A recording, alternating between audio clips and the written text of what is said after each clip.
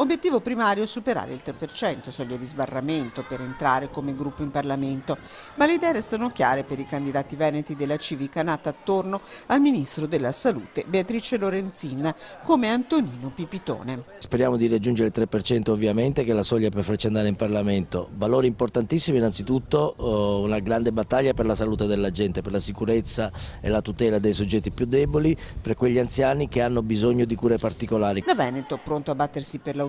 Antonino Pipitone, che ha già sottoscritto l'appello lanciato dalle nostre emittenti. Io ho sottoscritto l'appello che voi avete lanciato, sono perché il Veneto abbia una maggiore autonomia, ho firmato delle leggi anche in Consiglio regionale per questo e se dovessi essere eletto il mio impegno è che questa regione abbia una maggiore autonomia su alcuni temi, dalla sanità dove ne ha già tanti, ma anche sul lavoro, sull'ambiente e altri pezzi importanti della gestione del nostro territorio. Ma anche su un altro fronte promette un impegno il candidato alla Camera, la legittima difesa. La nostra proposta di legge, che voglio ricordare, ha raccolto oltre 2 milioni di sottoscrizioni, proposta di legge di iniziativa popolare, oltre 2 milioni di sottoscrizioni a livello nazionale, oltre 300.000 veneti e 32.000 di Padova e provincia, di cittadini che sono alzati, sono andati a firmare, prevede delle cose molto semplici, che a casa propria uno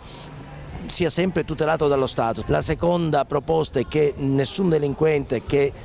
possa subire un danno possa essere risarcito e la terza proposta è che ci sia il raddoppio delle pene per violazione di domicilio, che consenta a chi fa il delinquente di avere anche il rischio che vada in galera.